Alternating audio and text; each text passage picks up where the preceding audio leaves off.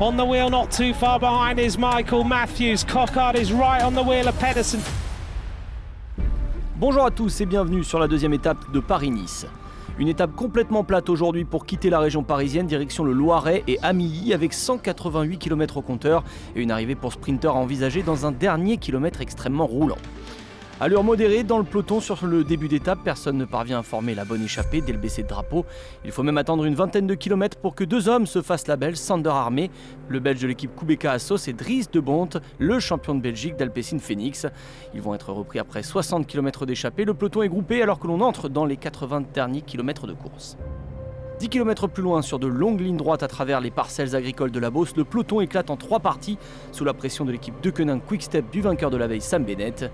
Mais après une bagarre d'une dizaine de kilomètres qui va laisser des traces, le peloton est à nouveau regroupé. On file à présent vers le deuxième sprint intermédiaire de la journée, situé à Bellegarde, à 34 km de l'arrivée. Le rythme s'est quelque peu accéléré dans le peloton. Michael Matthews, qui a pris le maximum de points en début d'étape sur le premier sprint intermédiaire à Pucé, se fait cette fois surprendre par André Greipel. Mais au jeu des bonifications, il revient à égalité provisoirement avec Sam Bennett au général. Dans le village de Bellegarde, juste après le sprint intermédiaire, un coéquipier de Primož Roglič chute. Il s'agit du champion de Nouvelle-Zélande, George Bennett. Et un peu plus loin, c'est Alexis Vuillermoz de Total Direct Energy qui va mettre pied à terre et abandonner. On approche alors des 20 derniers kilomètres.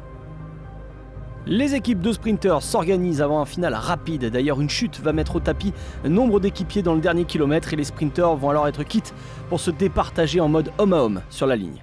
On the wheel, not too far behind, is Michael Matthews. Cockard is right on the wheel of Pedersen to try and leave it late and jump out of the slipstream.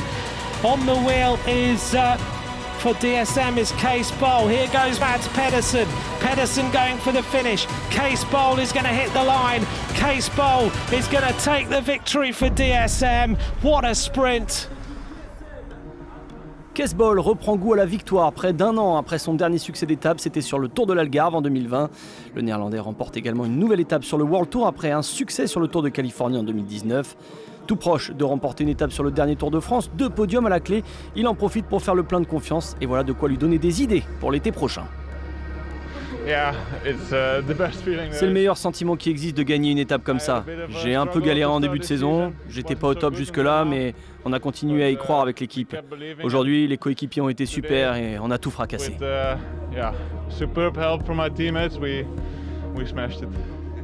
Première victoire de la saison pour l'équipe DSM avec Cees Bol qui devance sur la ligne Mads Pedersen et Michael Matthews. L'Australien de Bikes Exchange, justement, Michael Matthews en profite pour prendre la tête du général au jeu des bonifications. Mads Pedersen, qui tourne autour de la victoire d'étape, se retrouve deuxième au soir de cette deuxième étape devant Bennett.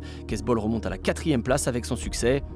Sam Bennett demain prendra le maillot vert, même s'il est à égalité au classement avec Pedersen. Sa victoire d'étape lui donne le droit de porter ce maillot.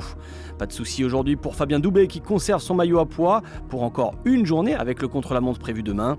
Enfin, le meilleur jeune de ce début de Paris-Nice, c'est le belge de la Lotto Soudal, Florian Vermeersch, qui possède au jeu des bonifications 2 secondes d'avance sur ses poursuivants. Demain, les favoris vont entrer en piste sur le contre-la-montre de Gien et très certainement déloger le nouveau maillot jaune, Michael Matthews.